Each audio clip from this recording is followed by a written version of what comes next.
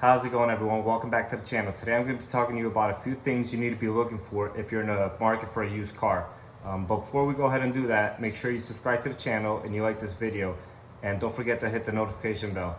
And like this, you won't miss on any future content. I'll be posting a few times a week. Also, if you want daily content, follow me on Instagram at Honda Mobile Mechanic.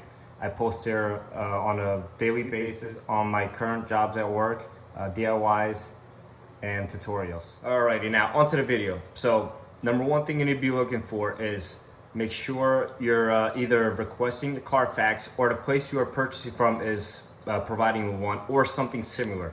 And a Carfax is not perfect, but it is a good start. For example, if the car has been in an accident and it was not reported, no police report filed, not reported to the insurance, it will not show up on the Carfax. So if it's been on an accident, maybe it had a little flood damage or something like that, and the owner opted not to go through insurance for whatever reason, one being maybe they had a high deductible and the repair was less than the deductible, so it wouldn't make sense for them at the time to go through the insurance.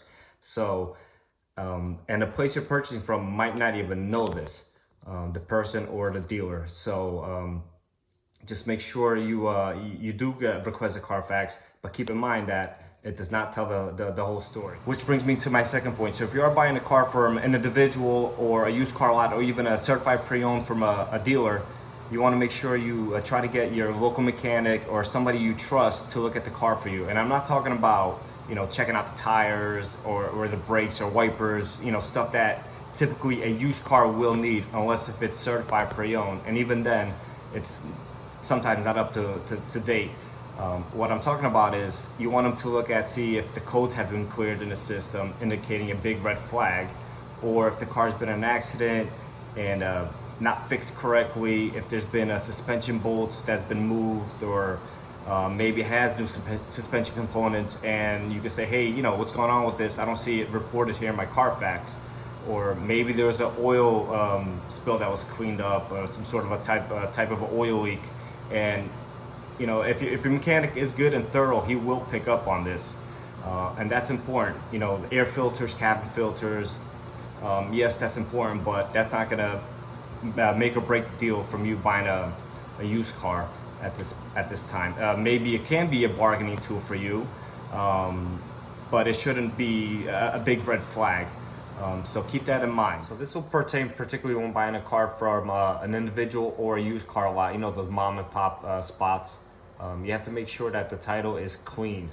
A lot of times they do sell salvage titles for cars, and this just means that the car was either flooded at one point or had severe damage to the suspension, the frame, beyond the point of being safely repaired. And a lot of the times these used car lots specifically, they go to auctions and they buy these cars.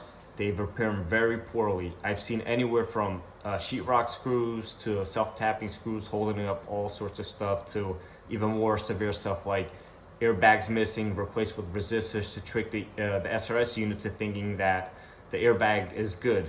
And unfortunately, a lot of times you only find this out when you get into an accident and obviously the airbag does not deploy, and if you're fortunate enough, you walk away with a couple injuries. Worst case scenario, it could even cause a death. And you want to make sure that your local mechanic, somebody you trust, is looking at these cars, because they will have a trained eye and they will pick up on this.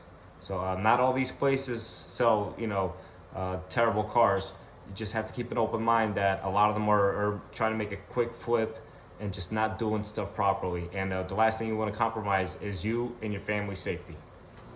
The next point I want to talk to you about is make sure you're test driving these vehicles. I want you to start them from a cold start. I want you to drive it around a block, city roads. I want you to take it on the highway. You're going to check for transmission shift points. Make sure they're smooth, both when cold and hot. You want to take it on the highway, make sure there's no vibrations around 60, 65 or at all. You want to make sure you don't feel any vibrations when braking in the steering wheel and or the brake pedal. That will indicate maybe there's something wrong with the brakes. Not necessarily that the pads are worn, maybe the rotors are warped, and you can use this as a bargaining tool. And you know, if they don't agree to do something for you, either fix it or come down on the price a little bit, then maybe it's time for you to walk away from this car.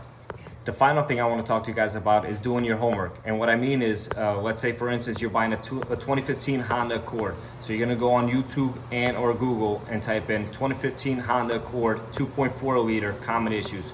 And you're gonna find out pretty quickly that some of them have oil consumption issues. So what you're gonna do at this point is make sure that the customer and or dealer that you're buying from has some sort of service records. You want to make sure they're doing the oil changes on time. This is very important. This is just an example. It could be, for instance, a different brand and make that has transmission issues, or you know, maybe some harness issues or something like that. And just so you know that you are aware of what you're buying and what potential issues you might run into the future. So with that being said, I hope you guys learned something, and you're buying a product and you're gonna go buy it as educated as possible. Thanks for watching, guys. Don't forget to subscribe, smash that like button, and hit the notification bell so you don't miss out on any future content that I will be posting.